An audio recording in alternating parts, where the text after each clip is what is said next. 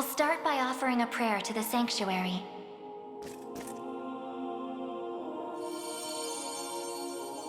He who bears the ring of the unicorn, present its grandeur before me.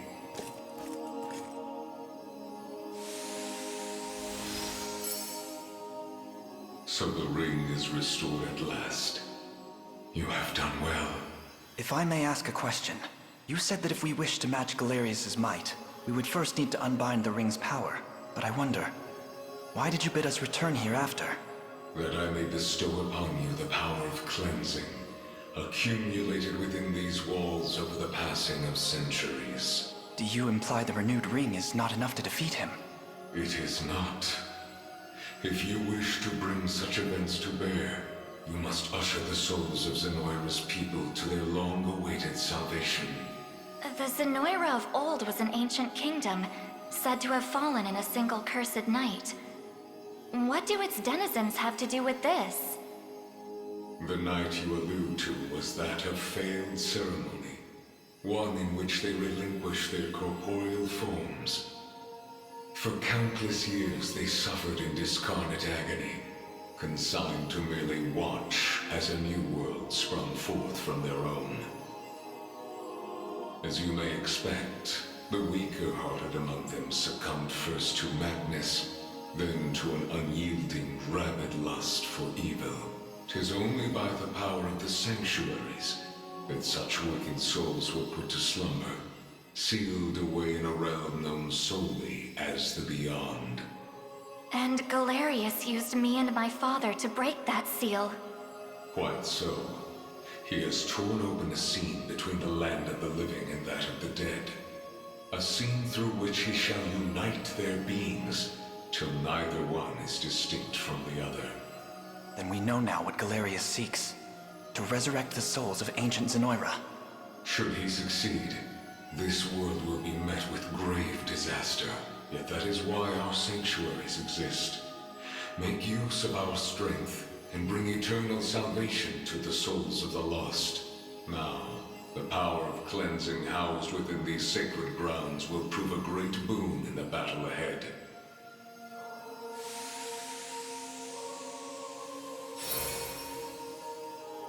Your will is mine own, righteous Prince of Cornea. The ring's gotten stronger, Elaine. I can feel it. Runebearer, the sanctuaries of Fevreth further seek your call. Deliver your presence unto each in turn, that we may aid you when the fated time arrives.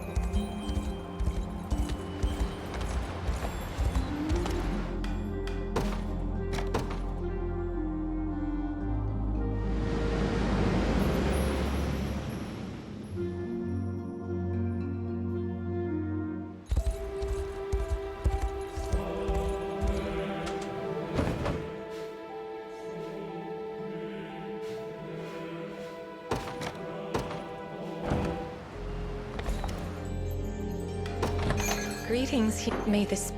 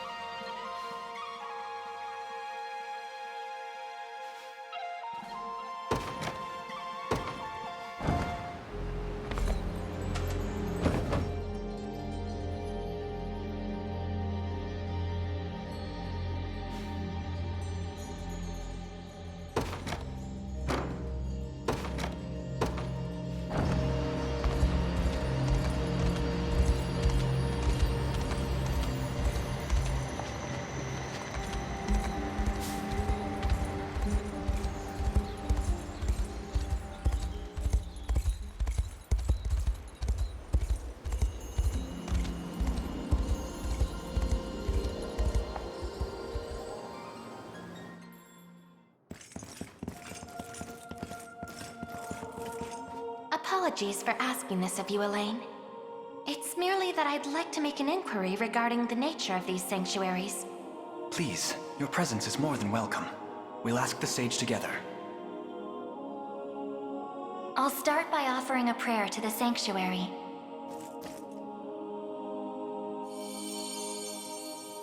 He who bears the ring of the unicorn, present its grandeur before me.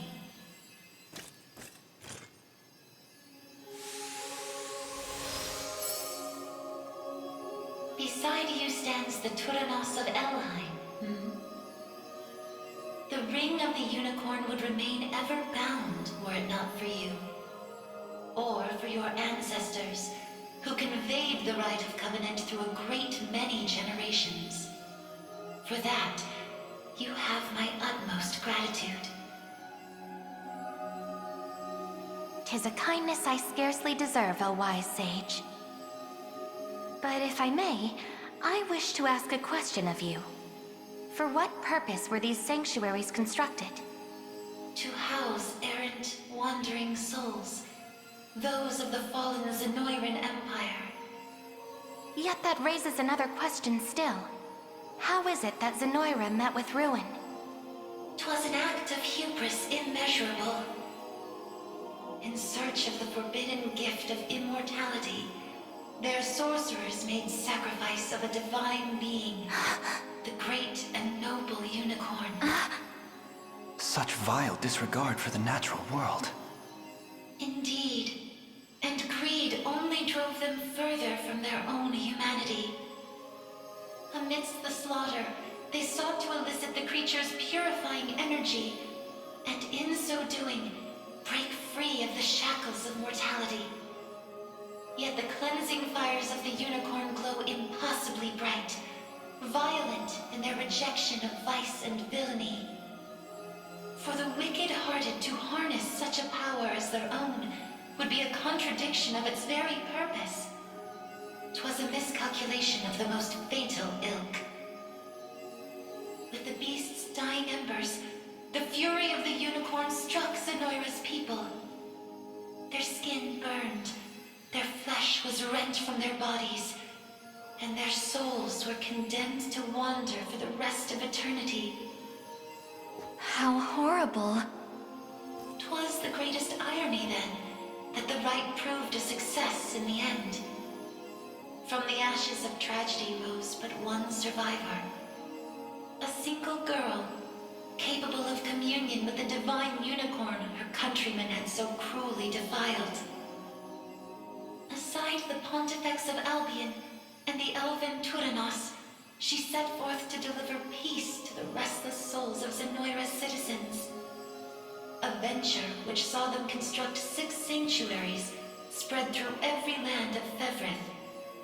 Upon its completion, she rallied those loyal to her cause and founded a new nation, Cornea, of which she would become the first queen.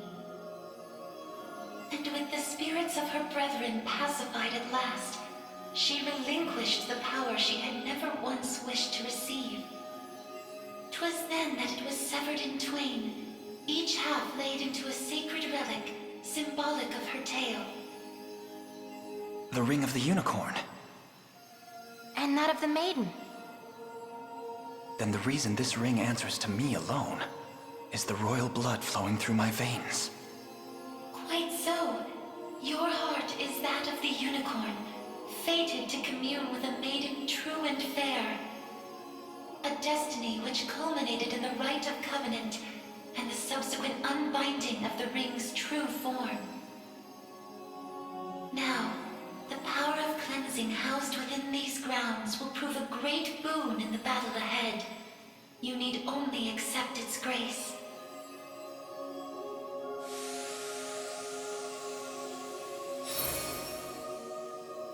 Your will is mine own, righteous Prince of Cornea. The ring's gotten stronger, Elaine. I can feel it. Ringbearer, the sanctuaries of Fevrith further seek your call. Deliver your presence unto each in turn, that we may aid you when the fated time arrives.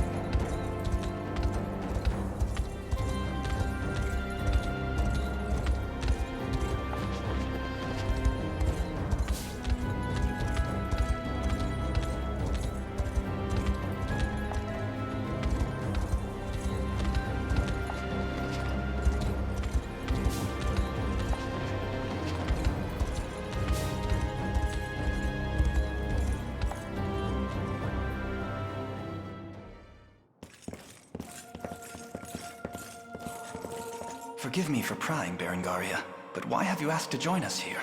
Baltro, I want to know more about the man who thinks he can tamper with other people's minds. I have a few other questions for this sage of yours, too. I'll start by offering a prayer to the sanctuary.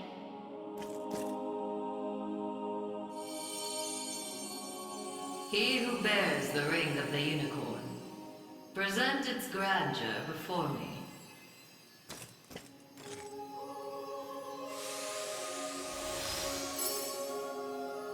Excellent. Hope you're in the explaining mood, Sage. There's a sorcerer working with Galerius. Goes by the name Baltro. What can you tell me about him? The man was a true prodigy, if ever one has deserved the title. His aptitude for magic was, in a word, peerless. A gift he employed with little concern for sense or morals. 'Twas through that disregard that he birthed arts as magnificent as they were monstrous. The rite of channeling chief among them. Is that how the devil still lives? By possessing the body of another? Baltro himself has no need of such trickery. While the lost souls of ancient Zenoira's people have long stood confined within the sacred grounds of the sanctuaries, Baltro has remained in the realm of the living, sustaining his twisted physical form for centuries upon end. The lone survivor of a fallen empire. But if those souls have been locked away, how exactly was he able to summon them? With the crystal of transference, of course. A potent medium capable of circumventing the barred gate to the beyond. Once the desired soul was summoned, he wielded the rite of channeling to convey it into a yet living host. 'Tis a feat, I presume, only possible for a man of Baltro's infernal aptitude. Crystals of transference. I can't say I've ever heard of them myself. I'd bet they're real tough to come by. Otherwise, he'd have brought back the whole damn empire by now. You make a good point. I've got one more question for you, Sage. This armor I'm wearing, it's not the only set. There was another up in Albion recovered from the sanctuary when Zenoira first started knocking. Way I hear, it was the Pontifex who found it, gave it to a guy named Nigel not long after. So, I was wondering, does this place have any old gear you're looking to part ways with?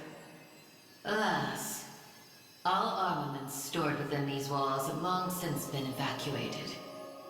Yet the power of cleansing remains pure and true. Grasp it tight, and it shall surely bring you succor in the days to come.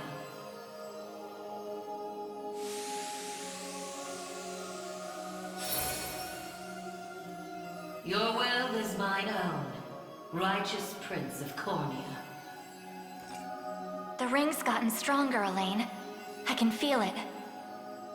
Ringbearer, the sanctuaries of Fefrith further seek your call. Deliver your presence unto each in turn, that we may aid you when the fated time arrives.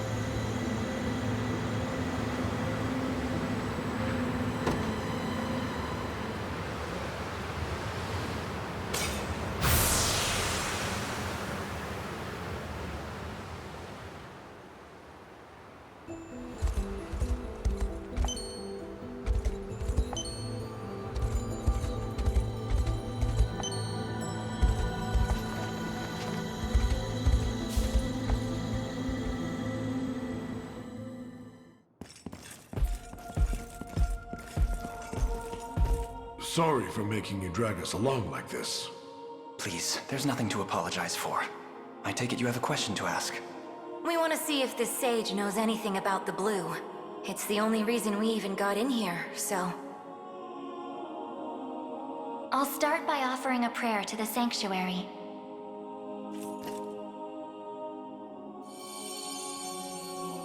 He who bears the ring of the unicorn, present its grandeur before me.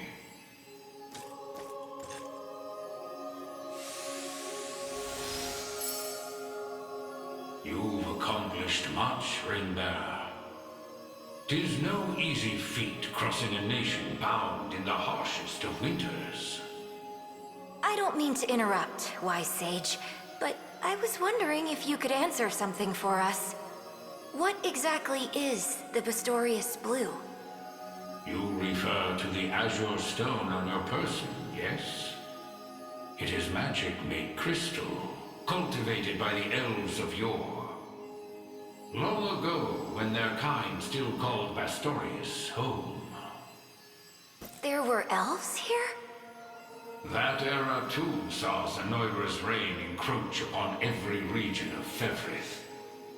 The elves to the south, secure behind Ervelda's veil, espoused neutrality and insulated themselves in the forests of Elheim. Yet those in Bastorius did not possess such luxury. Instead, they forged a powerful crystal capable of transforming their bodies into those of colossal beasts. Astrals. But they could turn themselves back, right? Such a technique did exist, yes. Though, unfortunately, it has long been lost to the passage of time. Should have guessed as much.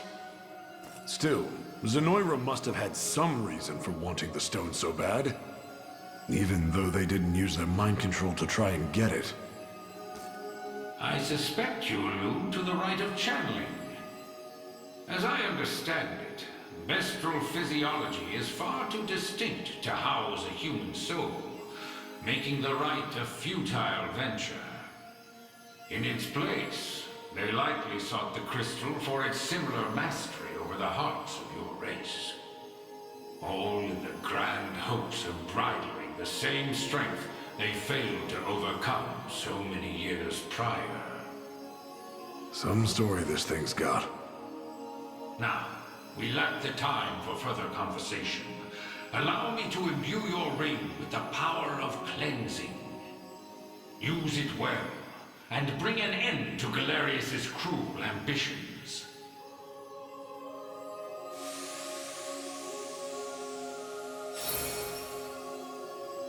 Your will is mine own, righteous Prince of Cornea. The ring's gotten stronger, Elaine. I can feel it.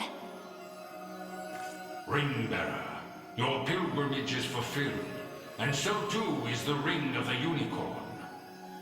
Deliver your presence unto the decisive conflict, that we may aid you when the fated time arrives.